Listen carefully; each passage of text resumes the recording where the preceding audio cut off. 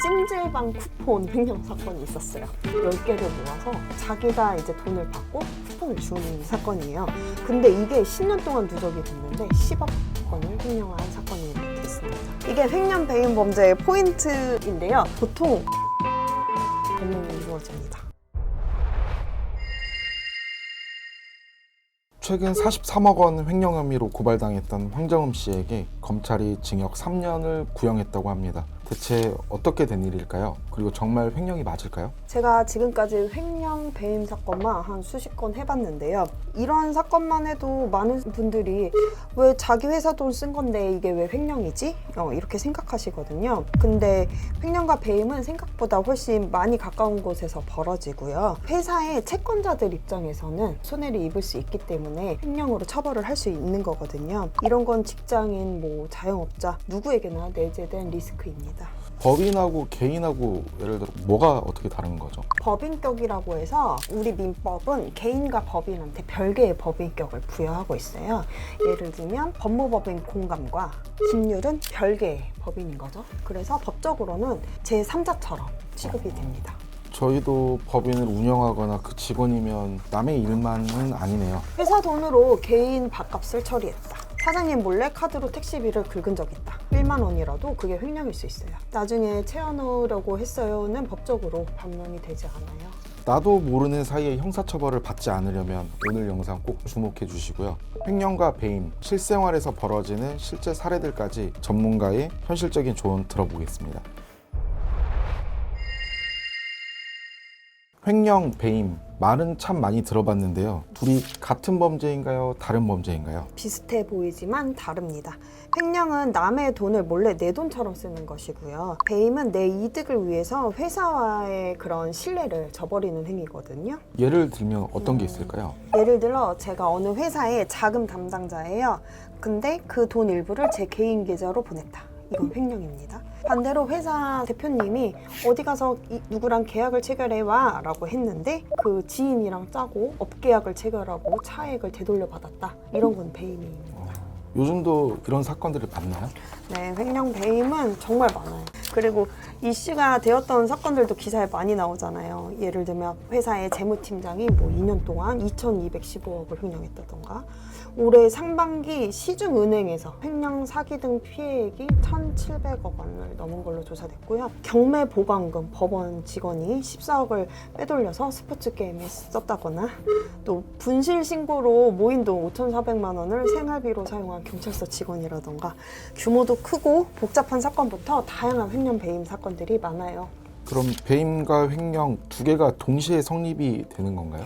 그런 경우는 없습니다.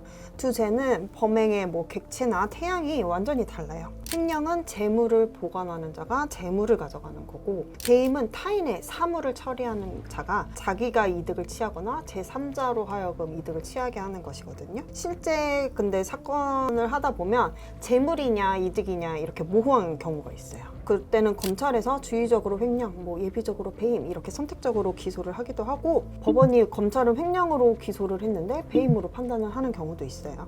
가상화폐, 포인트, 마일리지 이런 것들은 재물인가 아닌가 논란이 있었는데, 검사가 횡령으로 기소를 했는데 법원은 배임죄로 판단했습니다. 그렇다면 황정음 씨 사건은 횡령죄가 성립되는 게 확실한가요? 기사 내용만으로 보면 법인의 자금을 사적으로 유용한 부분이 핵심이라서요. 본인이 100% 주주라고 해도 회사 돈을 마음대로 가져가서 사용했으면 횡령죄가 성립하는 것은 맞습니다.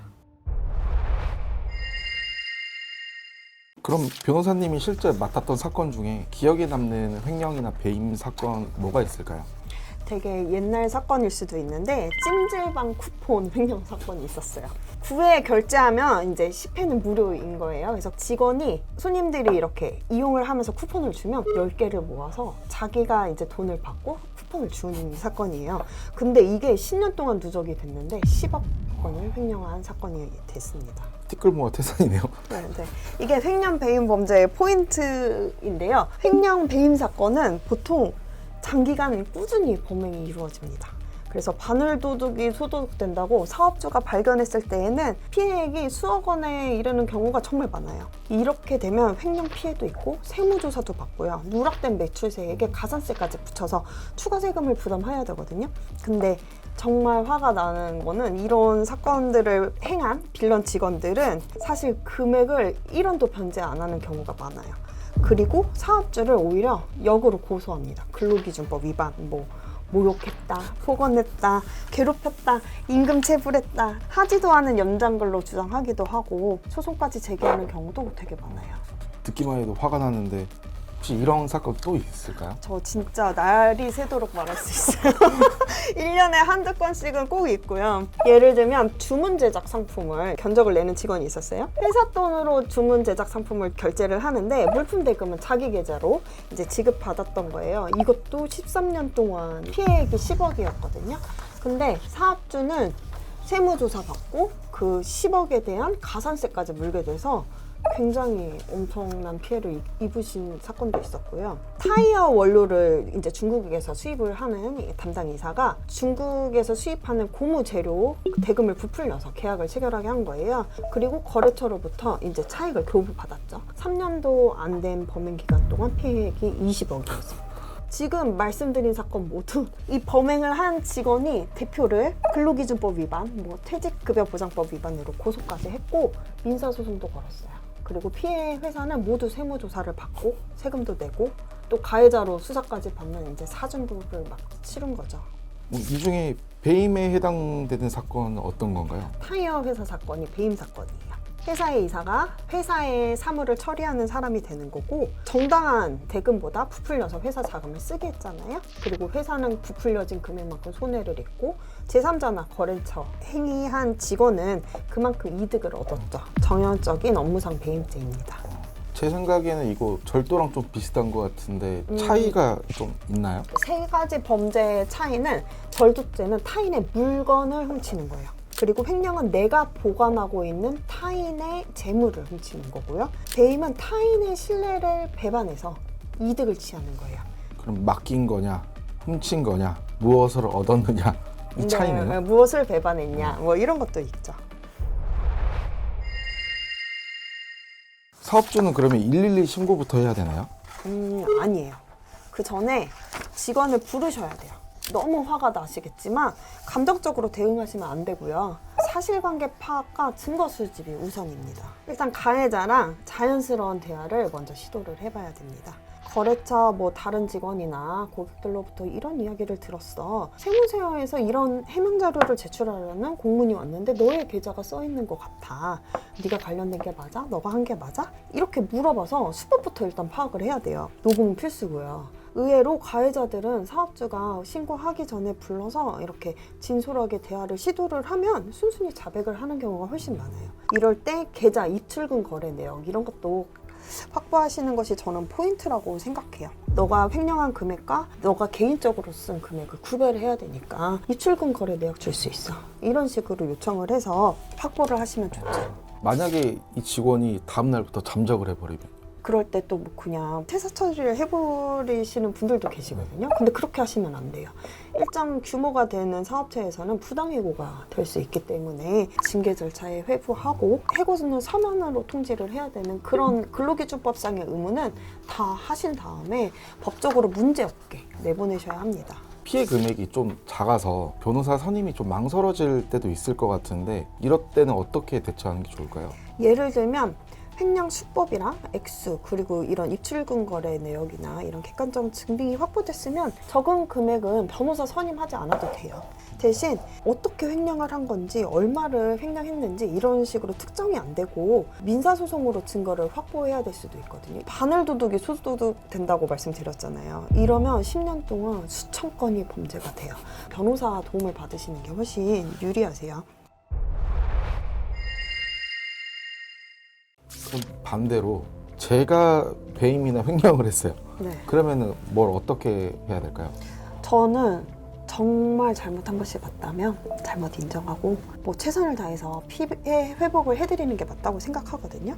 수십억을 횡령을 해놓고 1원도 피해 회복을 하지 않으면서 사선 변호사까지 선임을 해가지고 방어를 하면 중형 선고받고요. 1심 판결 선고되는 날 법정 구속됩니다, 대부분. 근데 범죄가 성립하는 것 자체가 애매한 상황이 있을 수 있어요. 편의점 알바생인데 유통기한 지난 거 폐기해 라고 한 음식을 먹었다던가 그런 식으로 억울한 상황이라면 제가 먹은 건 맞습니다. 이건 사실관계잖아요. 사실관계는 인정하되 제가 횡령한 사실은 맞아요. 이렇게 진술하는 거는 좀 피하셔야겠죠.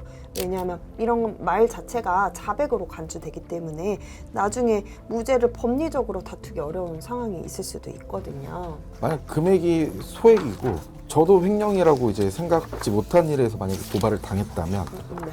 어떻게 하는 게 가장 좋은 이건 방법일까요? 변호사 상담 받으셔야 돼요. 왜냐하면 피해 회복이 안 되면 이런 금전적인 피해를 입힌 범죄는 실형을 선고받거든요.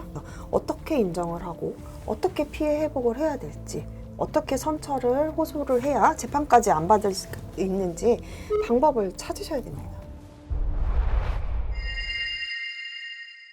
다시 황정음 씨 사건을 좀 돌아보면 황정음 씨도 이 일로 결국 처벌을 받게 될까요? 사실 이런 범죄 사실은 신문 기사만 봐서는 모르고요.